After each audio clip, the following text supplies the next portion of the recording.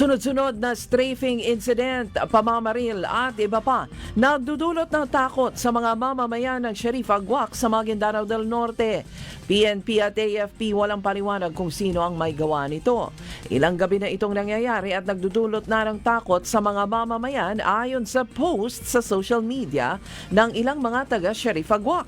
Sa nakalipas na mga araw, may mga nangyayaring pamamaril sa mataong lugar tulad ng palengke at maging sa mga dumaraang mga sasakyan.